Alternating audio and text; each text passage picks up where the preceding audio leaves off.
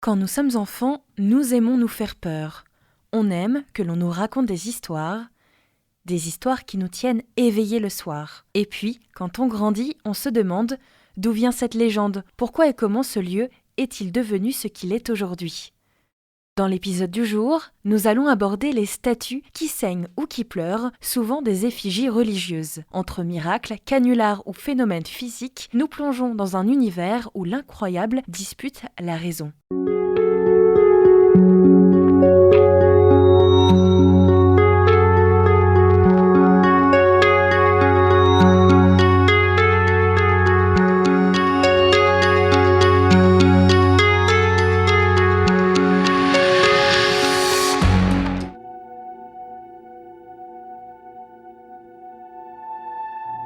Bienvenue dans Phénomène, sur Westrack Radio, votre émission qui décortique les mystères et événements les plus intrigants de notre civilisation. Pour cette deuxième saison, je vous emmène dans l'exploration de 31 nouveaux phénomènes durant ce mois d'octobre.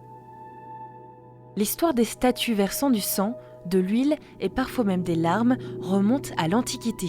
Plutarque raconte des effusions de sang et de sueur sur des statues romaines. Dans la tradition chrétienne moderne, de nombreuses statuettes de la Vierge ou du Christ auraient répandu des larmes, de l'huile ou du sang. Au Japon, la statue de Notre-Dame d'Akita, entre 1975 et 1981, aurait versé des larmes, phénomène reconnu par l'église locale en 1984. Une petite statue de la Vierge, offerte de Majorque, débute un étrange ballet de larmes rouges. Observé par une fillette, le phénomène se répète plusieurs fois en Italie. Une commission théologique mandatée par l'évêque local conclut à la présence de sang humain sur la statue, aucun trucage détecté. Encore aujourd'hui, l'Église reconnaît la validité du phénomène, même si le Saint-Siège n'a pas émis de jugement définitif. Depuis, des statues en Argentine, en Australie, en Hongrie ou au Liban auraient exsudé l'huile, larmes ou sang. Des pèlerins affluent, certains cas restent inexpliqués, d'autres sont examinés scientifiquement. D'abord, la piste de la condensation. L'humidité se concentre sur les parties les plus froides, comme les yeux, générant ainsi des gouttelettes. Le suintement d'un vernis ou d'une peinture poreuse, parfois,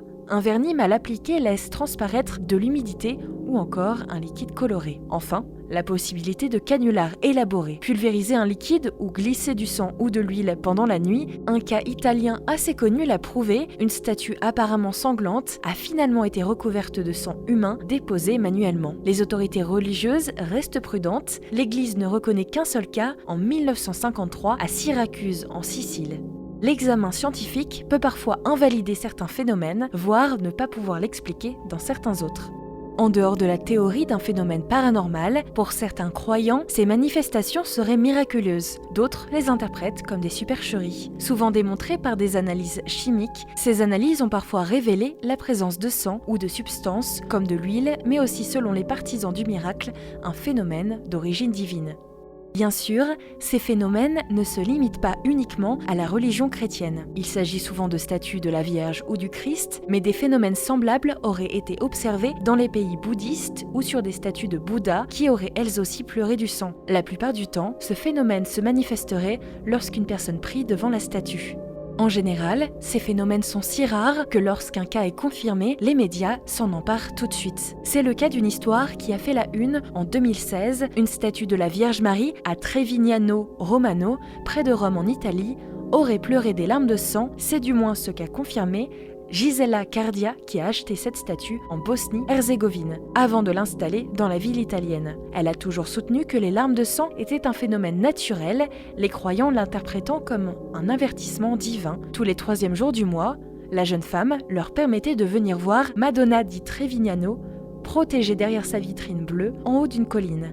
La propriétaire racontait aussi que la Vierge lui transmettait des messages et pouvait multiplier la nourriture. Elle a cependant attiré l'attention du parquet de Civitavecchia qui l'a accusée de fraude potentielle et a ouvert une enquête en 2023, après que l'Église ait annoncé un mensonge. Les prétendues larmes de la Vierge ont donc été analysées et selon le média local Corriere della Sera, les résultats ont été dévoilés le mois de février suivant. Initialement, des hypothèses penchant pour du sang de porc ou de peinture avaient circulé. Il s'agirait en réalité de sang humain féminin dont le profil génétique est supposable à celui de Gisela Cardia.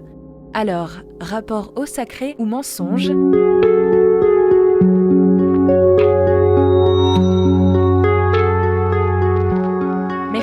fait ce voyage avec moi, je vous emmène prochainement à la rencontre d'autres phénomènes sur West Track Radio.